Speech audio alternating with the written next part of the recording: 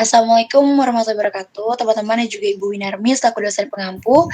Izinkan saya didurkannya sebagai moderator di kelompok 3 yang akan memandu presentasi kali ini. Untuk topik kali ini membahas mengenai bahasa Indonesia sebagai pengelola ilmu pengetahuan dengan analisis kasus viral siswi SMPN 1 Terara. Pastinya saya tidak sendiri, saya dibantu rekan saya yaitu ada Kak Fitri Nabila Putri, Kak Nazada Farah Syakila, Kak Ridin Septiani, Kak Yarimetri Putra Pasribu, dan juga tanpa berlama-lama lagi saya akan langsung persilakan untuk Kak Fitri Nabila membahas dari mulai poin pertama. Silakan. Jadi langsung aja. Yang pertama adalah latar belakang. Bahasa Indonesia berperan strategis sebagai penghala ilmu pengetahuan karena menjadi alat utama dalam mengembangkan pengetahuan, budaya, dan karakter bangsa. Dalam dunia pendidikan, bahasa membantu menambahkan nilai moral, etika komunikasi, dan kemampuan berpikir kritis. Namun pada perkembangan era digital muncul masalah baru, yaitu menurunnya kesadaran berbahasa di kalangan generasi muda. Seperti pada kasus dua siswi SMPN 1 Terara yang menggunakan bahasa tidak sopan di platform TikTok. Karena itu, pendidikan bahasa Indonesia perlu diperkuat agar siswa mampu berkomunikasi dengan santun, empatik, dan bertanggung jawab, baik di kehidupan nyata maupun di media sosial. Next. Lalu ada rumusan masalah. Yang pertama itu bagaimana kasus ini menunjukkan rendahnya kesadaran berbahasa pada generasi muda.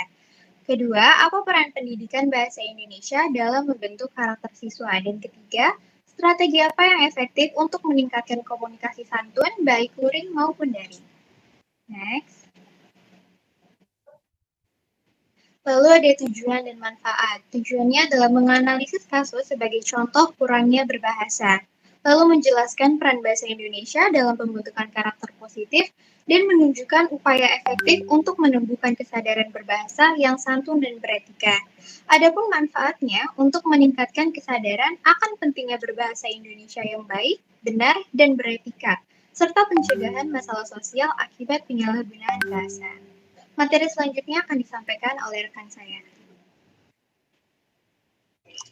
Baik, dilanjut. Poin pertama, di mana kasus viral juga kurangnya kesadaran berbahasa, kasus ujaran tidak senonoh oleh siswi SMP di Lombok Timur menjadi cerminan nyata dari kurangnya kesadaran berbahasa dan juga etika komunikasi di kalangan generasi muda. Dilanjut lagi untuk strategi kedua, menumbuhkan kesadaran berbahasa sopan. Upaya menumbuhkan kesadaran berbahasa yang sopan harus fokus pada integrasi etika dan juga literasi digital. Integrasi etika berbahasa, pengajaran prinsip kesantunan, ada pun juga untuk analisis kasus nyata. Lanjut lagi ada untuk peningkatan literasi digital kritis, etika komunikasi digital, dan juga praktek bahasa positif. Lanjut ada keteladanan juga ekosistem sekolah, di mana guru menjadi teladan dan juga penguatan empati melalui sastra. Yang ketiga ada untuk peran sentral pendidikan bahasa Indonesia dalam karakter. Yang terakhir, ada untuk strategi efektif peningkatan kemampuan berkomunikasi, integrasi prinsip kesantunan, ada pun juga untuk peningkatan literasi digital juga etika medsos, dan terakhir untuk ekosistem pembelajaran karakter holistik. Lanjut.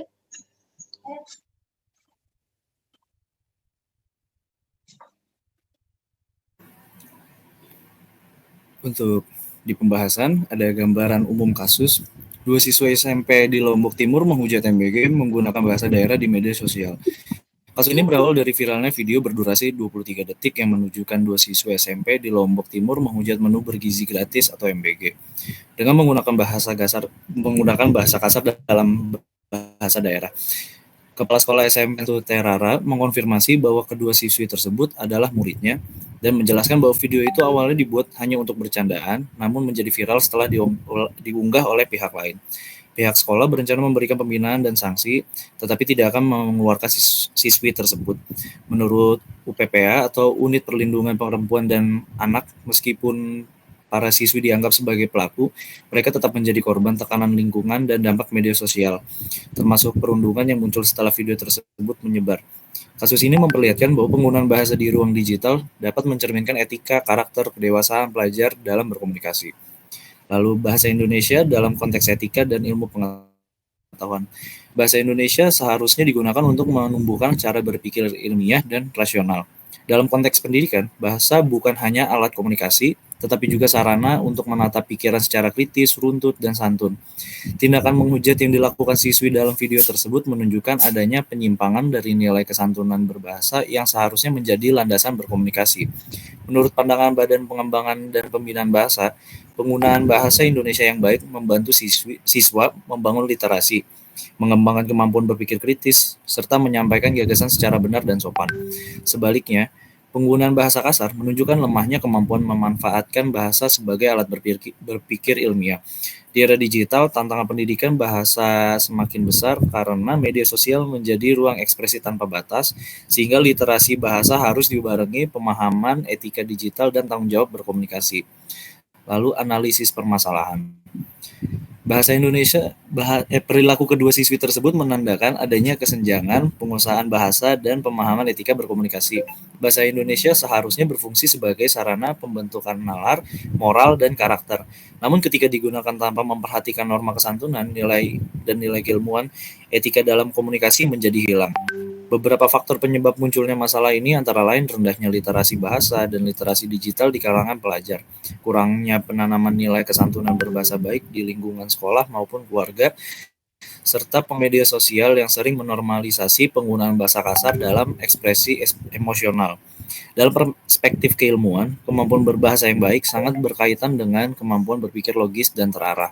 Oleh karena itu, pengembangan bahasa Indonesia sebagai penghela ilmu pengetahuan harus dilakukan bersamaan dengan pembinaan karakter, etika berbahasa, serta penguatan tanggung jawab sosial dalam bermedia. Selanjutnya,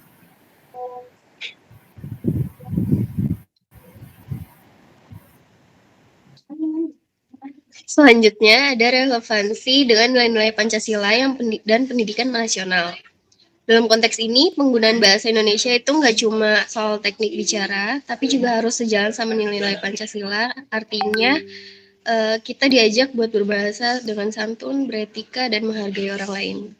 Terus yang kelima, ada upaya pembinaan dan solusi. Untuk mencegah terulangnya kasus yang sama, harus dilakukan langkah nyata, supaya kasus-kasus penyimpangan bahasa nggak terus kejadian. Perlu ada langkah nyata, misalnya kayak pembinaan di lingkungan sekolah, media, dan masyarakat, supaya orang lebih sadar pentingnya penggunaan bahasa yang baik dan tepat. Kemudian ada kesimpulan sementara, kasus ini jadi pengingat kalau cara kita memakai bahasa Indonesia itu mencerminkan tingkat kecerdasan sekaligus moral bangsa. Jadi, semakin baik kita menggunakan bahasa, semakin baik pula citra bangsa kita. Terima kasih. Oke, baik. Untuk kesimpulannya yaitu bahasa Indonesia berperan penting dalam membentuk cara berpikir dan menilai suatu peristiwa di ruang publik. Kasus siswa SMPN 1 Terara menunjukkan bahwa bahasa dapat mempengaruhi opini dan etika komunikasi. Karena itu, pendidikan bahasa Indonesia harus menekankan berpikir kritis, santun, dan bijak dalam berbahasa, terutama di era digital. Baik, itu tadi pembahasan mengenai bahasa Indonesia sebagai pola ilmu pengetahuan dengan analisis kasus viral siswi SNPN 1 Terara. Baik, kalau dirasa sudah cukup atas kesempatan dan juga waktu dari teman-teman dan Ibu Winarmi, kami selaku dari kelompok 3 atas waktu juga kesempatannya, terima kasih.